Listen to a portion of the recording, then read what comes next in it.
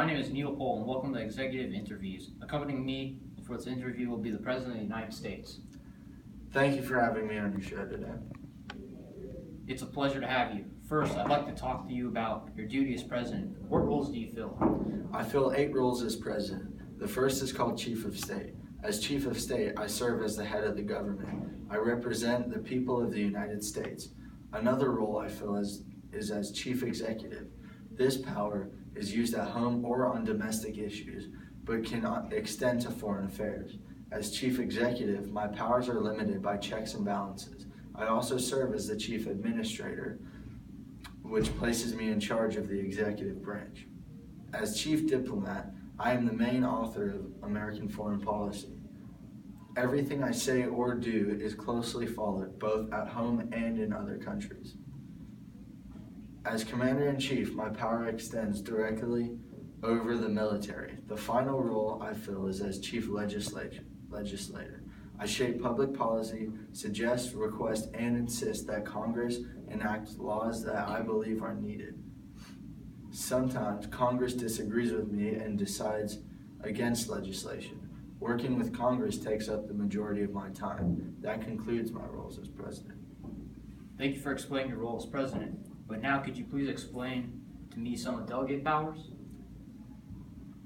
I shall be Commander-in-Chief of the Army and Navy. I have power to nominate and appoint ambassadors, other public ministers and consuls, Supreme Court judges, and all other officers of the U.S. Wow, that is interesting. Are there any others? There are many more. I have the power to fill up vacancies that may happen during the recess of the Senate by granting commissions which shall expire at the end of their next session. I can also convene both houses and adjourn them to such time until I think proper. I can host ambassadors and public ministers when they visit the U.S. All the powers that I have listed consist of delegated powers written in the Constitution. What are some implied powers? Some of my implied powers include the ability to issue executive orders, exercise executive privilege, enter into treaties with foreign nations, and serve as the head of state. Thank you. Let us move on to the hierarchy of the executive branch. I hear that there are 4 main components. Would you please explain them? Yes, I can.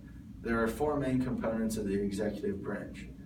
They consist of the President, Vice President, Executive Office, and the President of Executive Office of the President and the Cabinet. Can you please explain each role?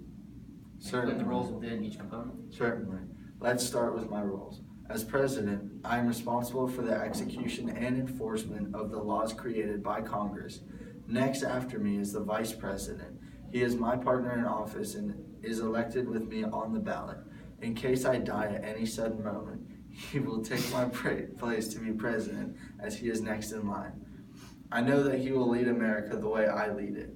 His other roles are being my top advisor to help me make difficult decisions and cast the deciding vote in Congress in case of a tie. Wow, that is a lot to take in. Yes, it is, but there are 2 more components that I still have to explain. After the Vice President, the Executive Office of President, their job is to provide me with the support to govern effectively. Inside the EOP is the White House Communications Office and the Press's Secretary Office, which is responsible for communicating my message to the people in the United States and trade interests around the world. I understand that after the EOP, there's a cabinet, correct? Yes, you are correct. My advisory body is the cabinet, which consists of 15 departments which help me run this country. Each head advisor is appointed by me and is confirmed by the Senate. The 15 departments are agriculture, commerce, defense, education, energy, health, human services, homeland security, housing and urban development, interior, justice, labor, state, treasury, veteran affairs, and transportation. Well, I'm glad that you have a great team to help you get the job done. They really do pull their weight. Thank you for your time and information during this interview. It's my pleasure.